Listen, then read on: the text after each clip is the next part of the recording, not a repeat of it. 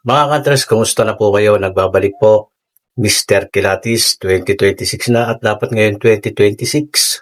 Siyempre, meron akong ibabahagi sa inyo tulad po ng aking palaging ginagawa sa mga lumipas na pong ilang taon. So, 2026, ang isi-share ko po sa inyo ngayon ay tungkol po sa mga error coins. Alam niyo, simula nung natuto tayong mangilatis at lumalim yung aking interest dito sa mga coins, no? Error coins. Masasabi na rin namang ako talagang isa rin ako sa fanatic or masasabing coin lover. Ayan, siyempre pag sinabing ikaw ay coin lover, mahal na mahal mo at gustong-gusto mo ang mga error coins. No? Pero hindi lang dun po yun natatapos. Dapat kung gusto mo at mahal mo ang isang mga error coins at mahal mo ang mga error coins, dapat malalim ang kaalaman mo dyan. Hindi lang porke error coins hawak mo, nakita mo, ang ganda. No, dapat kapag mahal mo ang isang error coins, coin lover ka, dapat inaalam mo kung bakit nangyari yun at kung bakit may error coins. No, kasi nagkaroon tayo ng mga idea na ito palang mga error coins ay pwedeng sadyain ng mga tinatawag na intentional error, man-made error. No? Posible pala. At meron akong mga nabasang artikulo na ito palang mga error coins, especially sa US. US, maunlad na bansa. At yung mga numismatic dyan ay talagang hindi basta-basta. Pero may matatalino yan. May mga utak yan. Nabasa ko sa isang article na ito palang mga error coins ay yun na nga, pwede sadyain. At nasisindikato rin pala. No? At yung iba dyan ay may connection sa grading company. Parang isang intended or fake error coin ay pwedeng mag-gradan at palalabasin na genuine at pwede nang maibenta ng mataas. Samantalang pwede naman palang mag-gradan ang isang fake or intended error coin. No, kahit ito ay peke, pwedeng magkaroon ng grade dahil itong yun nga, tinatawag natin sindikato Pwede, sa lahat ng bagay, basta illegal, papasukin ng mga tuso. So, andito tayo ngayon sa coins, no? Pag-usapan natin, medyo mahaba itong ating magiging topic ngayon kasi gusto ko malinawan kayo, yun nga, kalinawan na itong ating mga hinahawakan at mga error coins na andito na rin tayo sa industry na to, no? Specifically, error coin. Yan ang ating, meron akong mga ipapakitang mga video sa inyo, no? Kailangan kong back-upan itong aking mga pinagsasabi na hindi lahat ng error coin ay legit. Yung iba dyan, may grade pa, pero hindi naman pala legit. Kasi ang trabaho lang naman ng grading company, mag-grade na mag-grade. Yun na nga, sabi ko, may sindikato dyan. Para lang makagawa ng pera at US yan. Siyempre din sa atin, pwede na rin po mangyari, mga Pilipino pa. Meron lang simpleng machine yan na pang-press, kayang-kaya nang gumawa ng error coin. Diba? Iba ang kakayahan ng Pilipino. At meron na rin tayong nalaman sa grupo natin, no? Na talagang gumagawa siya ng error. Hindi na lang natin pangangalanan yon. Aminado siya, gumawa siya ng error coin. So, hindi ko inaalaw yun sa grupo. No? Dapat doon tayo sa totoo. Kasi mahal ko itong coin, pagko-coins. Ito yung no. Tapusin po rin yung video, tumuto kayo, huwag kayo maiinip. Lahat ng sasabihin ko, yung detalye, pakinggan ninyo. So, katapos ito, yung opinion ninyo. Itong akin, ipabahagi ko lang yung mga kaalaman ko na sa tingin ko ay tama para lahat kayo ay mapupunta sa tamang landas pagdating sa error coins. Ito. Yan video na yan, lumalabas yung mga barya, no? Na-struck na yung mga yan Ayan. Kita nyo yan? Yung gumaganong ganon. Yan. Yan po yung machine. Yan. Hold ko lang, no? Kita nyo yung gumaganong ganon na machine. No? Doon na po i-struck yung mga blank planchet. Kaya gumaganon yun kasi mabilis po yan eh. Maraming coins ang nai-extract at nagkakaroon ng die. No? Sa proseso po na yon, no, nakita nyo naman yung machine, play ko lang ulit. Yan, lumalabas yan. Siyempre, paglabas yan, meron ng die. Ayan. Pause ko lang dyan. Nakikita nyo yan, gumaganon. Tignan nyo yung makina. Tignan nyo yung machine.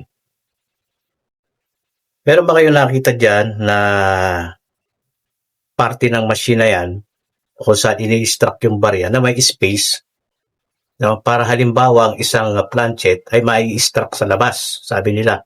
Meron daw mga error coins na na-extract sa labas kaya nagkaroon ng palikpik or parang taenga. Na naisip ko parang imposible. Tingnan niyo yung machine. Kasi parang chamber yan eh. Alam niyo po yung piston ng makina. Diba saktong-sakto lang yun doon. Gumagano'n yung piston. Parang ganun po yung chamber. Ito po yung hammer die. Kapag gumanon, ito yung coins. No, saktuhan po yan. Saktuhan po yan. Kapag na-extract yan, mag-i-eject yan, lalabas yan ganun. Tapos susunod na naman extract na naman. No, paglabas nun, meron na pong die yun. Sinasabi nung iba kasi na meron daw error na pag-extract, hindi agad nakalabas ng todo, na yung may part na naiwan, no? At na-extract ulit. So, ano sa tingin niyo mangyayari sa planchet na yon? Yung bigat niyan, ano mangyayari sa barya? Magkakaroon lang ba ng die? Sira yan. Masisira ang isang planchet kung may extract sa labas. At po ang hindi mangyayari yun kasi saktong-sakto po yan. Pag eject nun, eject na yun. Ang posible pong mangyari lang dyan ay yung multiple. No, kapag na-extract po yun ng multiple, siyempre iikot pa yung planchet yan, magkakaroon ng maraming die. Harap at likod dyan, obverse at reverse. Kasi may die dito at meron ding die dito. So, isipin po ninyo, saktong-sakto yan. Sabi nila, na-extract daw sa labas eh. No? Paano? Tingnan nyo yung machine. No, yun na, obserbasyon ko pa lang naman yun. No? Siguro, yung sinasabi nila na-extract sa labas, baka literal, na ginawa sa labas ng refinery. Tuloy natin itong video. Ito nyo yung machine yan, no? Paano ma-extract sa labas yan? Ayan, no? Ayan, paglabas yan, mayroon ng die yan. Siyempre, may script of legend na yan. No, paano nagkaroon ng palikpik na naman? Ngayon, paliliwanag ko sa inyo kung bakit merong ganun. Maaaring ito yung dahilan. Kung bakit parang merong coins yan, tapos meron pong parang palikpik dito yung extended yung planchet. No? Ayan, tingnan nyo yung machine. No? Parang imposible mangyari na sa labas niya. Paano? Saktong-sakto yung butas yan sa chamber niyan. Imagine nyo lang, kailangan ko ulit-ulitin ito para ma-realize ninyo, mga ka-hunters, na parang imposible yung ganong error. Para lang sa akin. No? Pero ito naman video na ito. Yan, itong video na ito, kinuha ko yan sa napanood ko sa YouTube. I-edit ko para makita po ninyo. Itong babae na to, nagde-demo siya. No, kung paano gumawa ng error coin sa US to. Napakasimple lang ng machine niya, pero makakagawa siya dyan ng double stack, die class, at blank planchet. Hindi po ito refinery department. Meron lang po siyang machine. Tuloy natin. Ipopost ko lang para hindi ako maano sa video. No? Yan, tapos i-explain ko. Tingnan nyo. Right, yeah. Oh, yeah. And then you could sell those for a lot more. And now, got a double strike. Here you have shooter. Yeah, kita nyo na. Meron siyang ginawang double strike or double struck. Double strike, double struck, pareho lang yan. Nagawa niya sa pamamagitan na kung anong machine meron siya dyan. So, doon pala mag-isip na kayo, mga ka-hunters. Napakasimple na ng machine niya dyan, no? Yung pinipress lang. Pag inikot niya yung parang machine, gaganon yung die na kung anong klaseng die ang ginawa niya ron. Nilagay yung planchet doon, parang pinires lang para yung die lilitaw doon. No? Sipin nyo lang. Natural. Hindi nila i-eksakto yung planchet. Medyo nakalabas. Kaya doon lumalabas siguro yung mga parang may palikpik, may sobra. No? na hindi mangyayari sa talagang minting process or sa refinery. Iba ang machine dun. Perfecto yun. Ang posible lang mangyari doon, siguro yung mga multiple. Pero yung may palikpik. Literal, nasa labas ginawa, kagaya siguro nito. Tingnan nyo. This would be it in a big kiln. To melt it down into silver or gold. So there's some raw. I had it on today to show one guy, but yeah, it was just. But it would totally melt. And now, from there, you pour it into a mold. So from there, you would like pour it in. How do you make that sound? Yeah. Ayan, no. I-post ko lang ulit. Dito naman sa pinapaliwanag ng babae ay kung paano naman gumawa ng mga blank planchet. Meron kasi siya mga metal dyan eh. No, so, kung anong coin yung gusto nilang gayahin, magagawa nila. Ito naman, may nagpapakita naman ng video to, legal to eh. Parang ano to eh, legal to eh. Parang coin show to eh. Pero dito pa lang, magkaka-idea ka na. Dito pa lang, magkaka-idea ka na na pwede nga gawin ang error coin sa labas ng perfecto error. Intended.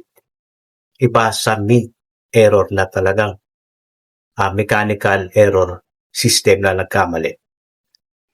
No, tuloy pa natin. Clamp. Yeah, we have to clamp it, open it, and it would produce a bar. Okay. From there, you cut the edges, throw that waste back into the melting pot, and redo it again. So from the bars, you would roll it into the rolling mill, and every time you go through it, it gets longer and thinner. So you roll it down several times to get the thickness of coin you need. From the bar. Ayun naman, meron siyang bar na tinatawag. Sabi doon, meron siyang pinakitang machine na yan, maliit na yan na ilalagay yun doon, tapos iikutin para daw makuha mo yung thickness na gusto mo. Halimbawa, gusto mong kunin yung NGC 5 piso. No, siyempre may specific na kapal yun. Pwede mong makuha sa pamamagitan na yung machine nila na yan. No, kung sakto na yung bar, di yun na yun.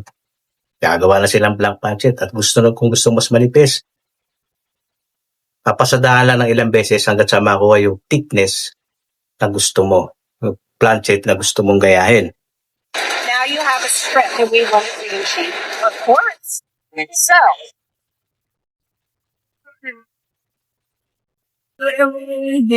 every time you would turn this slightly, so that make it smaller, to make it tighter. tighter from there. Now see it's even longer from that original one. So, and it will produce your strip. From your strip, we go to the punch die. And on here you got the punch, or the punch press with the punch die. And it has a hole through the table. They would do this over and over again. It falls through the table until you got lots of blades and all the products that you need. So, those are blanks. Ayun. So, di nakagawa na sila ng blank planchet. Ibig sabihin, mga hunters, marami din tayo nakita mga blank planchet na binibenta kasi error daw yung blank planchet. Pero ganito, makinig po kayo. Meron pong legit na talagang blank planchet. Galing sa refinery department, kung dito sa atin sa Pilipinas, refinery department. No? Pero kung tutusin, hindi yun nakakalabas. Exclusive lang yan dyan sa BSP. Hindi pa pwedeng ilabas yan. So, bakit merong mga blank planchet na umiikot? Ayan. Pwedeng may gumawa. Or, pwede ba yun na makalabas doon? Kasabay na nilabas ng mga pera na merong script. Hindi ba makikita yon ng mga quality control? Or meron namang taga-refinery department na kinuha yung mga blank planchet, binulsa. Tapos ibinenta sa mga kilala nilang kolektor. Di ba illegal po yun? Illegal yun, siyempre. Kung nakalusot lang sa pagpakawala ng pag-release ng mga barya at nahunt mo, pwede. Yung mga error na ganun. Posible, pero napakabihira. Very rare na mangyayari yun. So, bibigyan ko lang kayo ng idea ha. Doon tayo sa legal. It's just raw and it has nothing on it. From that length, they invented a casting machine because, so if you had a $5 gold piece, before there was no images and they would steal the product off of the coins. So they were like, how can we stop this? We're going to make it so that it will print an image onto the side. So here we've got the reeded edge and it's got little lines just like a dime. And now it has the exact 2 copies and it's going to roll that blank through there and squish it together so that you get an image on the side. No, we're about to use that. Okay, so this is squishing the sides, and now, instead of it being blank, now it's got letters on it. See that? So, we have Kita nyo? Meron din silang parang metal na kapirasong ganun. Merong reeded yun. Pwede silang gumawa ng, yun lang nga, pwede nilang i-copy ang isang barya. No? Kung halimbawa ang i-copy ay may reeded.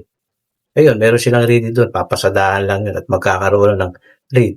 Yung isang blank budget. At pwede rin lagyan ng mga letter. Katulad yung 20 peso, merong BSP sa side yun. Pwede nilang gawin dyan. Isiset lang nila yun. Pwede nilang kopyahin ang isang 20 peso NGC. Napakasimple lang ng mga machine nila dyan, pero blank. kaya. Now we have a planche. So from the planches, we take it over to coin press. This one has 2 dies set inside, and the die has 2 different pictures.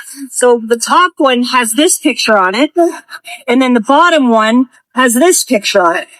So then when the die comes together, it prints, like stamps the picture onto the coin. So you set it up. Ang tinutukoy niya naman doon para magkakaroon ng ibang denomination yung isang die ng barya at yung isa no, magsasanib kung kilala yun sa tawag na die class. Isa pa yung die class na yan na parang naiimposiblihan ako dyan. No, kung titignan niyo halimbawa ginagawa specifically piso lang, NGC 1 piso. Siyempre lahat yan naka-design piso. Yung die na nakalagay doon, puro piso yun. Paano magkakaroon ng die class na ibang denomination? No? Isipin nyo lang, paano magkakaroon ng die? Magka-class. Iba ang size ng 5 piso. Iba ang circumference na 5 piso. Para ipasok doon sa chamber na naka-size sa 1 piso. Isipin nyo, dito sa ginagawa ng babae nito, nagkaka-idea tayo na intended nga yung mga ganong klaseng error. Tuloy lang natin. And then we're going to throw this big wheel and it just squishes that coin right together. No. So, it must be Oh, then sometimes not as common when we're hand placing coins, but like the machines this day and age, they're going so fast. Sometimes it doesn't line up on the die credit, and it gets it on the side, and it still gets struck. And then that comes off the center strike. So it's got a crescent, and then you could sell those for a lot more. Find those. What about a Narinig yung sabi ng babae. Siya na mismo sabi ng babae. No, you can sell. Can sell na daw sa mas mataas na presyo. Paano kung meron kang ganyan machine? Medyo tuso ka. Pero kung machine lang yan, gusto mo gumawa ng error, gusto mo gumawa ng isang error, gusto mo. Double struck na medyo may palikpik. Yung kabila, may die, yung kabila, blanco.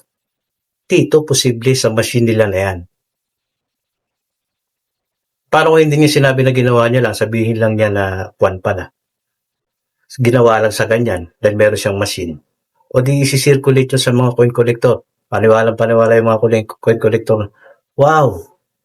Legit error.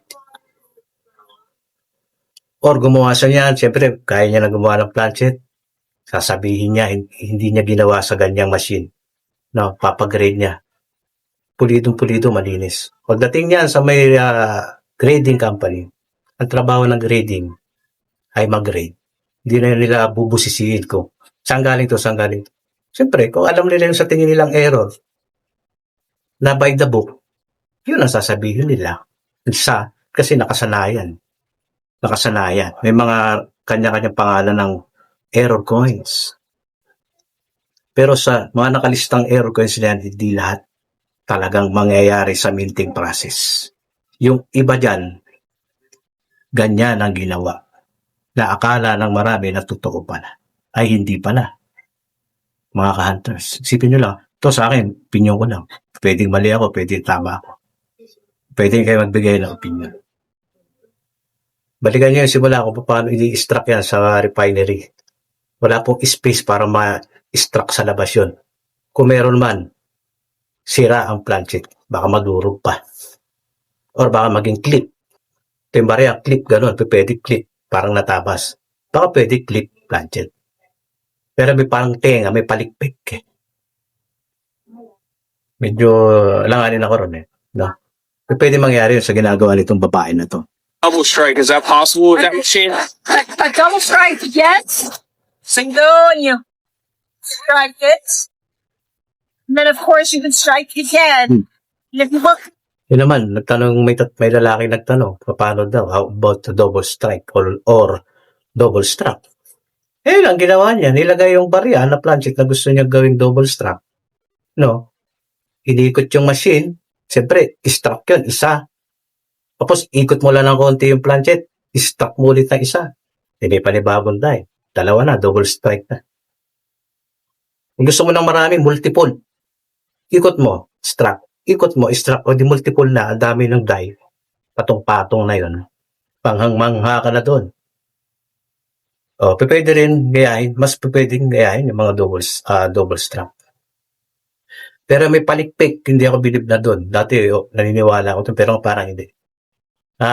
Langanin ako doon. Langanin kasi. Sa nakikita ko doon sa machine ng totoong pag-mint, parang imposibleng ma-extract sa labas. Kasi sakto po yung chamber nun eh. Pag extract nun, eject na yon, diretso na yun doon. Ang posible lang doon yung nagkadoble. Pero round pa rin yun. No? So para sa akin, medyo imposible at ano yun lang para sa akin na. Ayaw po kayo ng komento rito. Matatapos na to. see it have that double strike. We're Okay. going to move it just slightly. Hmm. And now, you've got a double strike. So tapos na po yung video na yun na pinakita natin, na kinuha natin sa so malamang siyempre mapapaisip na kayo mga hunters. Sabi ko, pagmamahal ko sa coins, minsan ako nabuhay dyan kasi kinontent ko yan. Pandemic, nagko-content ako, sumasahod ako sa YouTube.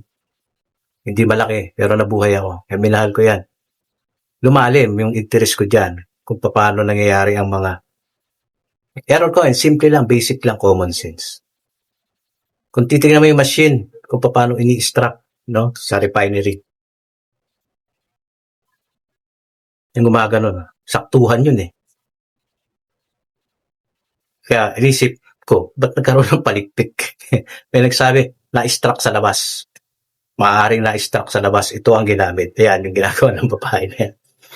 Pero doon sa machine, parang imposible. Pwede yun, yun na nga, masisira talaga eh. Masisira ang barya, planchet. Sira yun, baka maputol pa yun eh. Sa lakas ng yung bigat ng press na yan, tons yan eh. Di ba? Isipin nyo lang, no? So, kung ako'y mali-mali, pero nagbibigay lang ako ng opinion para itong mga error coins ay talaga namang pwedeng isindikato. May nabasa nga akong artikulo na numismatiko sa Amerika na meron po. Ginagawa sa labas, tapos ipapagrade.